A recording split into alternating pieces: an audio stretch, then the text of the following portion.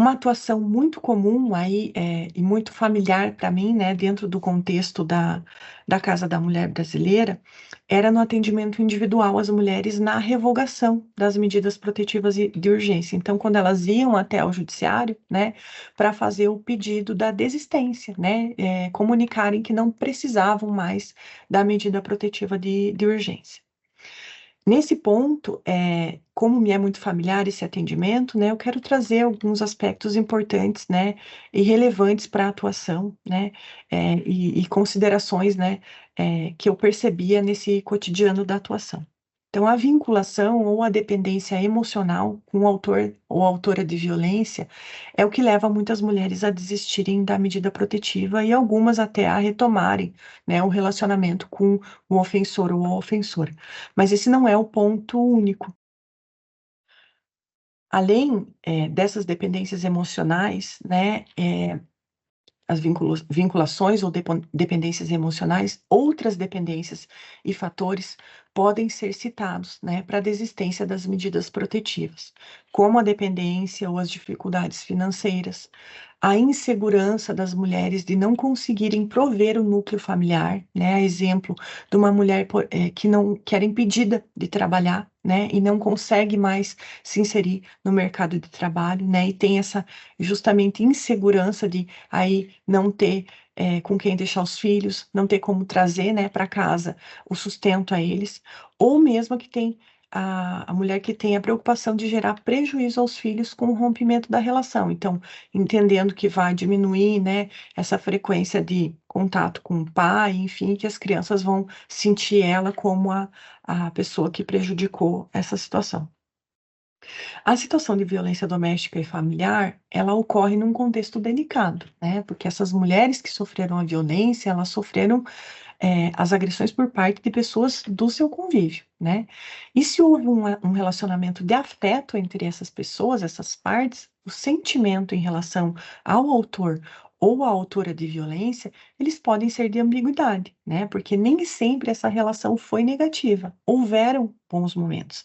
Então, não necessariamente a mulher quer que o relacionamento acabe, mas sim, muitas vezes, que o autor ou a autora de violência mude os seus comportamentos, né? Lembrando lá do ciclo da violência, né? E pensando nessas fases, né? De momentos da relação que nem sempre são negativas, né? A gente lembra da fase lá que a gente explicou como lua de mel, né?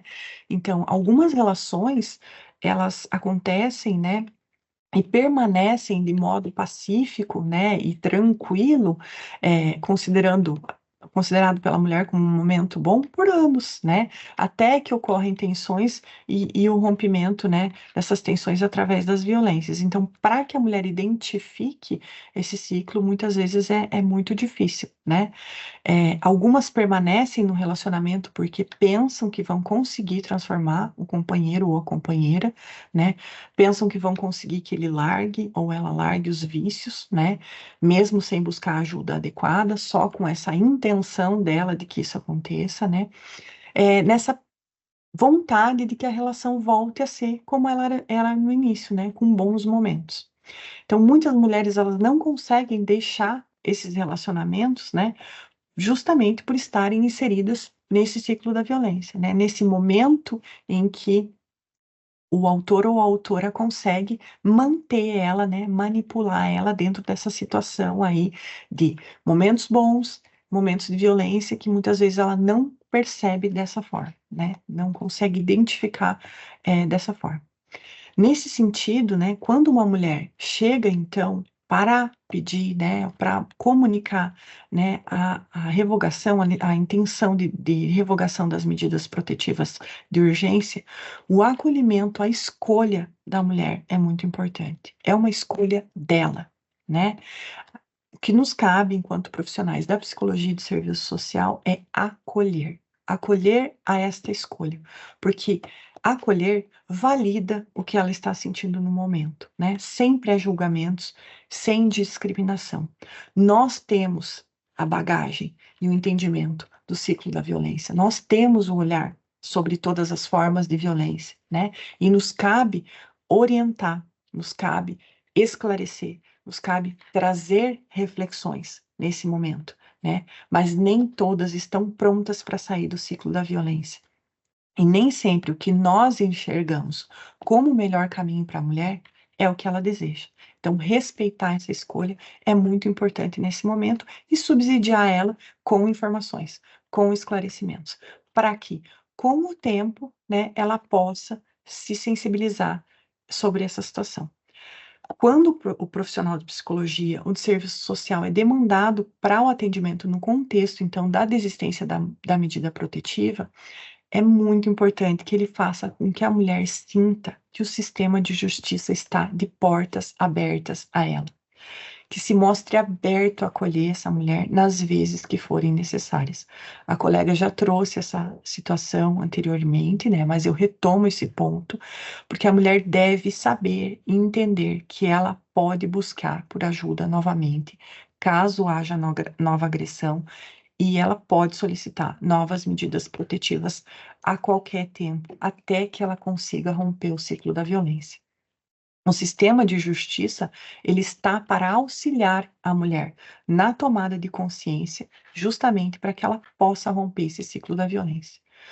É uma ocasião, então, essa do atendimento, né, da revogação da medida protetiva, para que a mulher seja sensibilizada, então, sobre as formas de violência, sobre o ciclo da violência, e assim consiga cada vez mais identificar se está passando ou voltará a passar isso, para aí sim denunciar e gradativamente se colocar, né, afastada dessa situação de violência.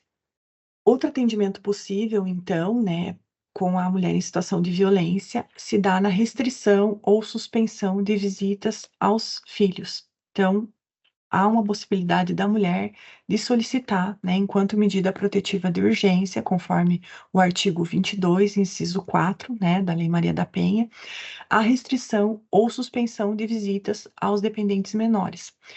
É ouvida a equipe multidisciplinar ou serviço similar, né, que é acionado, então, para se manifestar no caso, para subsidiar a decisão do magistrado ou magistrada.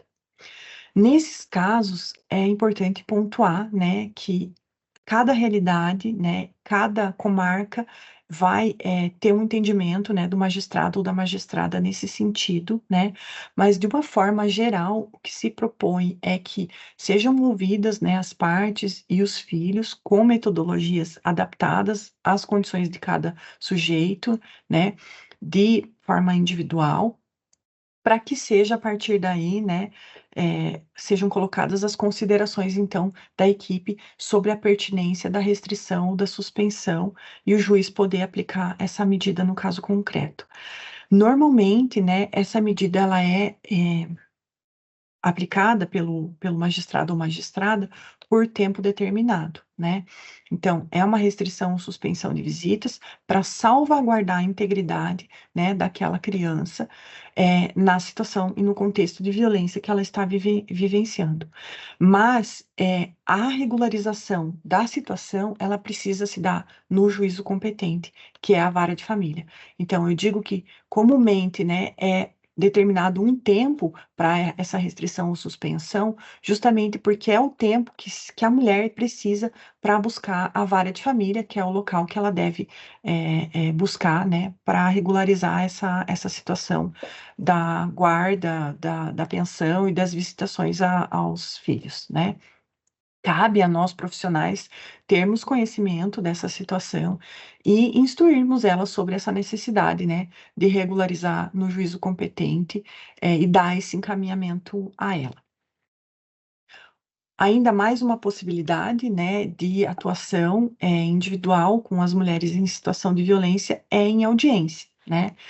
Nas audiências previstas, né, no artigo 16, que trata, né, da retratação da representação criminal, né, perante o juízo, o atendimento individual ele pode vir, então, para estimular a reflexão da mulher em situação de violência, né, sobre as suas vivências nesse contexto, de forma que ela construa uma decisão pensada, então, sobre a ratificação ou a retratação da representação criminal e para subsidiar, né, ao magistrado encaminhamentos para a rede de atendimento quando forem necessários ao caso. Então, é uma atuação possível, assim como também pode ser requisitado o profissional para o acompanhamento, né, dessa audiência junto da mulher, né, ou para emitir, né, nesse momento, verbalmente, né, alguma pontuação sobre o caso concreto. Da mesma forma, nas audiências de instrução e julgamento, né, que é um momento processual diferente para a mulher, né, quando ela tem que reviver, né, depois já de um tempo do processo correndo, essa situação ocorrida anteriormente, né, eh, e muitas vezes reviver isso traz uma angústia, traz, né, uma situação de sofrimento psicológico, né. É importante, né, que nesse momento o profissional possa se colocar, né, como um possível acolhimento e suporte nesse momento processual. Também na instrução e julgamento pode haver a tomada de depoimento especial, né, ou o profissional ele pode ser requisitado para prestar esclarecimentos sobre um atendimento anteriormente realizado no caso, ou também, como mencionado anteriormente, para os encaminhamentos à rede de atendimento à mulher em situação de violência, né. Essas audiências é importante aqui, destacar, né, que elas não precisam ocorrer na presença do autor ou da autora de violência. A mulher, ela pode ser ouvida, né, em separado, e isso é importante da gente saber para assegurar a ela esse direito de escolha nesse momento processual. Uma outra parte, então, que eu vou abordar, né, para além do atendimento individual, o atendimento em grupo às mulheres em situação de violência doméstica e familiar, que ocorrem nas medidas protetivas de urgência, no momento que precede normalmente as audiências que alude o artigo 16 da lei, né, e como forma de prevenção. A gente tem normalmente essas três frentes aí de atuação em grupos com mulheres em situação de violência doméstica e familiar. Nas medidas protetivas de urgência, o atendimento se dá numa perspectiva muito próxima, do que foi trazido para o atendimento individual, né. Então, se prestam as informações adequadas sobre as medidas protetivas de urgência, seu funcionamento, sobre os trâmites processuais, sobre o ciclo da violência, para auxiliar, né, a mulher a evitar ou a superar a situação de violência e para favorecer o seu processo de tomada de consciência nessa situação. O atendimento em grupo, ele é muito rico, porque ele traz, né, trocas das vivências, dos sentimentos, das construções coletivas, e a partir disso ele pode promover o fortalecimento e a autonomia das mulheres, promoção da autoestima e o repertório mesmo, né, com essas trocas para a superação da situação de violência. Os grupos, né, de medida protetiva de urgência, ou nesta fase processual da medida protetiva de urgência, eles podem se dar de forma processual, então agendados como um grupo para prestar, né, para várias mulheres essas orientações, né, sobre as cautelares e os trâmites processuais e também para encaminhamentos, né, para a rede de atenção à mulher em situação de violência, mas também podem ser estruturados de uma forma continuada, né, então pensados como uma forma, né, de superação dessa violência através de encontros, né, temáticos, né, então também é uma possibilidade dentro dessa fase processual das medidas protetivas de urgência. Em Curitiba, nós tivemos a experiência da realização desses atendimentos grupais, né, logo da concessão da medida protetiva. Então, a mulher recebia, né, a comunicação da medida protetiva e era convidada a participar desses grupos, né, que a gente chamava grupos de orientação e acolhimento. Foi, né, uma experiência muito interessante e rica, porque de fato havia uma troca, né, e uma possibilidade da mulher de realmente absorver os conteúdos, né, de uma forma mais didática, mais humana, né, e mais tranquila e fácil de assimilação, né. A gente tem que falar com essa linguagem clara e objetiva, né, para as mulheres, para que elas possam se situar e promover essa autonomia dela e fortalecimento é o que nos move aí nesses atendimentos grupais. Os atendimentos grupais nas audiências que precedem, né, os atendimentos que precedem as audiências do artigo 16, atendimentos grupais, eles buscam, então, da mesma forma também que o atendimento individual, nesses casos, do artigo 16, estimular a reflexão, então, das mulheres em situação de violência sobre essas vivências, né, para pensar essa decisão da ratificação e da retratação da representação criminal.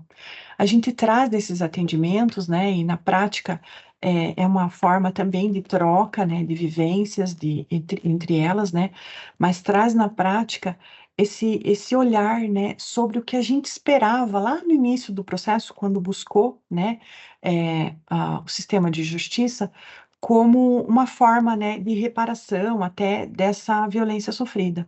Então, no momento que a gente retrata essa representação, né, qual é a consequência dessa retratação, né? A consequência de um ato de violência na vida da mulher é muito identificável, né? No sentido dos prejuízos que traz, né? Mas para o autor ou para a autora de violência, retratar a representação criminal, né? Qual é a consequência disso? Então, trazer essas reflexões, né? Para que a mulher possa vislumbrar, né? Mesmo o que de fato ela quer, né? E o que de fato ela esperava quando ela buscou esse auxílio do sistema de justiça, né? Porque a representação criminal é uma forma de responsabilização por esse ato cometido, né? Então, é nesse sentido que a reflexão deve se dar nessas audiências, nesses grupos prévios à audiência do artigo 16. Uma outra possibilidade de grupos, né, com as mulheres são os grupos como forma de prevenção. Então, eles podem ser pensados e desenvolvidos, né, para atendimento de mulheres que não estão em situação de violência ainda, né, justamente para prevenir que essas situações ocorram. Eles podem se desenvolver, então, através de oficinas temáticas, de grupos operativos e de grupos de reflexão, né, e são sugeridos alguns tópicos para abordagem nesses encontros, como a Lei Maria da Penha, as formas de violência contra a mulher, o ciclo da violência, as questões de gênero, as lutas feministas, né, o empoderamento econômico necessário para muitas mulheres saírem, né, da situação de violência e o fortalecimento e a autonomia delas, né, nas suas escolhas. O trabalho em grupo, ele constitui um dispositivo muito, muito potente, né, de produção de relações, de experiências, de significados e de ressignificar, né?